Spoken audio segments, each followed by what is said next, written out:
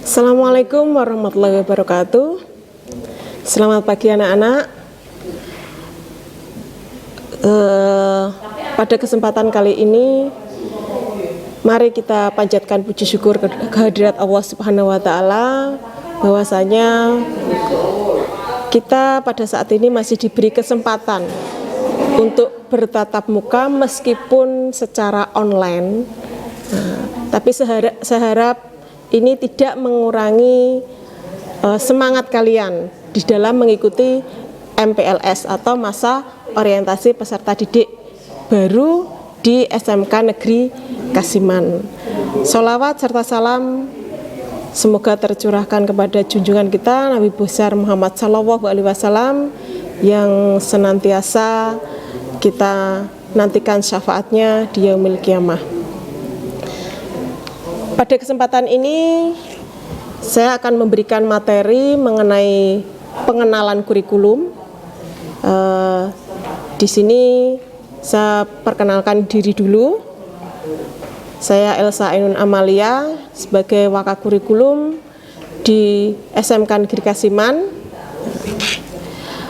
Untuk materi kurikulum, kalian sebenarnya bisa juga sudah bisa mengunduh. Itu ada 2 materi, yaitu materi teks 1 dan materi teks 2, di mana materi teks 1 itu berisi mengenai struktur kurikulum. Nah, kalau kalian perhatikan di situ struktur kurikulumnya mungkin agak sedikit berbeda ketika kalian melihat struktur kurikulum di SMP. Kalau di SMP dulu kan struktur kurikulumnya sama semuanya. Sementara di SMK ini ada sedikit perbedaan karena di SMK itu banyak sekali jurusannya. Dan setiap jurusan itu mempunyai struktur kurikulum yang berbeda-beda, jadi mempunyai struktur kurikulum sendiri-sendiri. Antara satu jurusan dengan jurusan yang lain itu struktur kurikulumnya sudah berbeda. Nah, sekarang kalian bisa sambil menyimak di materi teks yang kedua, di mana di situ ada penjelasan mengenai apakah kurikulum 2013 itu. Nah, di sini saya akan menyampaikan sedikit materinya sebagai pengenalan. Kurikulum itu adalah perangkat mata pelajaran dan program pendidikan yang diberikan oleh suatu lembaga penyelenggara pendidikan yang berisi rancangan pelajaran yang akan diberikan kepada peserta pelajar dalam satu periode jenjang pendidikan. Jadi kurikulum itu yang berisi mengenai mata pelajaran. Jadi di situ ada misalnya mata pelajaran pendidikan agama Islam, pendidikan kewarganegaraan, bahasa Indonesia, bahasa Inggris, matematika, dan sebagainya. Nah, di dalam kurikulum tersebut, di dalamnya nanti ada yang namanya struktur kurikulum, yang tadi sudah Bu Esa jelaskan. Bisa kalian lihat di materi 1. Nah, di mana struktur kurikulum itu sendiri adalah acuan dalam penyelenggaraan pembelajaran di SMK. SMK Sekolah Menengah Kejuruan atau MAK Madrasah Aliyah Kejuruan.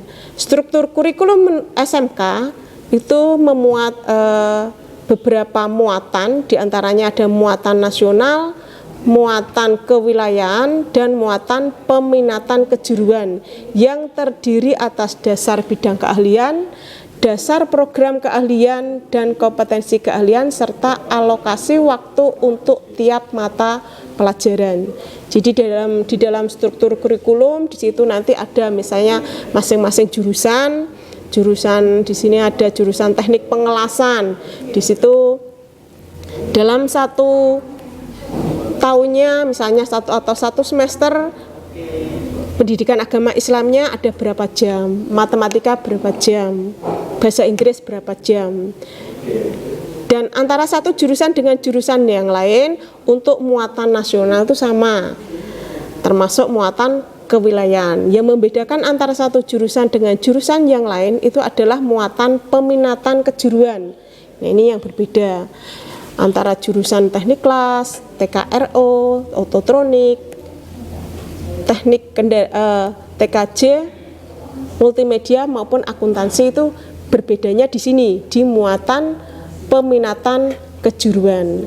Nah, di situ ada beberapa mata pelajaran di setiap peminatan kejuruan dan harus di situ ada berapa jam pelajaran dalam setiap pekannya.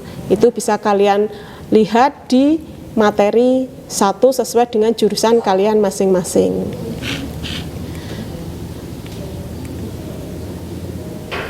Nah, selanjutnya tadi sudah dijelaskan mengenai struktur kurikulum yang dibedakan menjadi 3. Ada muatan nasional. Jadi muatan nasional ini terdiri dari pendidikan agama, pendidikan Pancasila dan kewarganegaraan, bahasa Indonesia, matematika, sejarah Indonesia, bahasa Inggris, dan bahasa asing lainnya. Kalau untuk muatan kewilayahan itu terdiri dari mata pelajaran seni budaya dan pendidikan jasmani atau PJOK ini ya. Kemudian yang ketiga muatan peminatan kejuruan ini dibagi menjadi 3 tadi ya. Ada bidang keahlian, kemudian dasar program keahlian, dan kompetensi keahlian. Selanjutnya contoh struktur kurikulum tadi ya, bisa kalian lihat di materi 1.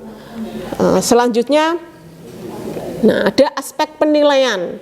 Nah, aspek penilaian di dalam kurikulum 2013 ini ada 3 aspek penilaian. Yang pertama yaitu penilaian pengetahuan, kemudian penilaian keterampilan, dan penilaian sikap dan perilaku. Ini saya kira kalian waktu SMP pasti juga sudah paham karena di SMK maupun SMP ini sama ini ya. Jadi nilai pengetahuan dan keterampilan untuk misalnya syarat kenaikan kelas ini harus memenuhi KKM untuk nilai pengetahuan dan keterampilan. Kemudian untuk nilai sikap dan perilaku ini minimal harus baik. Ya, kalau cukup berarti sudah nggak naik kelas ini ya. Jadi harus baik minimal nih ya. Selanjutnya untuk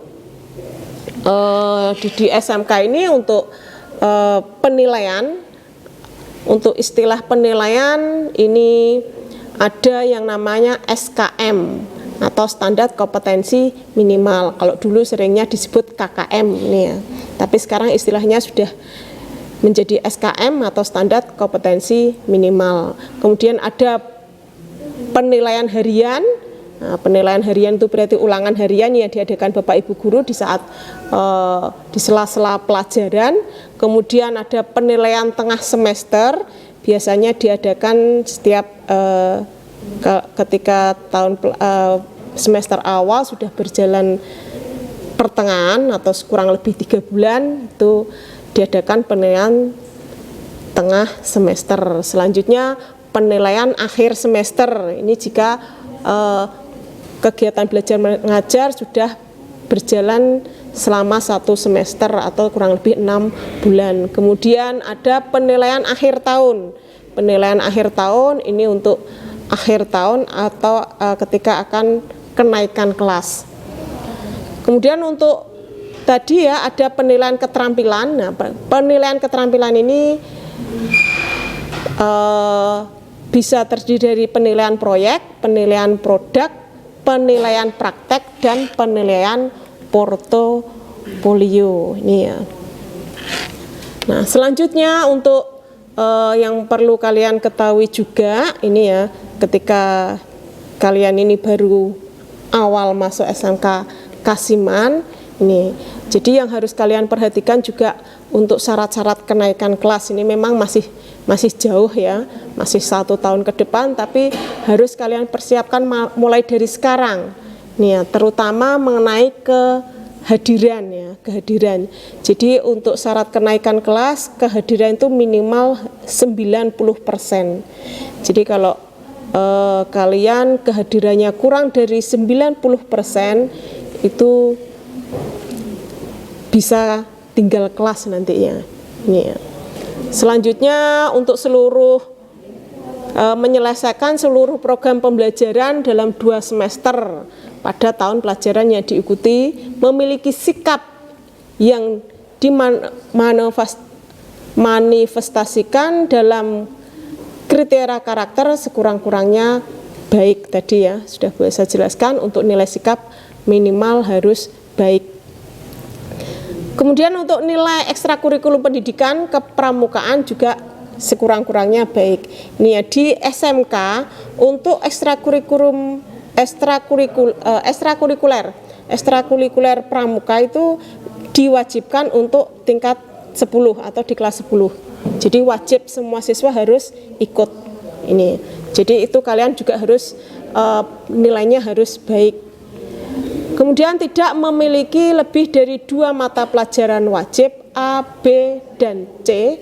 Ini yang masing-masing nilai kompetensi pengetahuan dan atau kompetensi keterampilannya di bawah skor ketuntasan minimal atau SKM tadi. Kemudian tidak memiliki nilai mata pelajaran C2 atau C3 atau istilahnya nilai produktif ini ya, yang masing-masing nilai kompetensi pengetahuan dan atau kompetensi keterampilannya di bawah skor ketuntasan minimal atau di bawah KKM atau SKM ini ya. Jadi kalau nilai C2 atau C3 ini hanya satu saja yang nilainya di bawah KKM, otomatis kalian sudah tidak naik kelas. Ini untuk kriteria naik kelas. Dan yang terakhir adalah mengenai kelulusan. Ini kelulusan juga sama.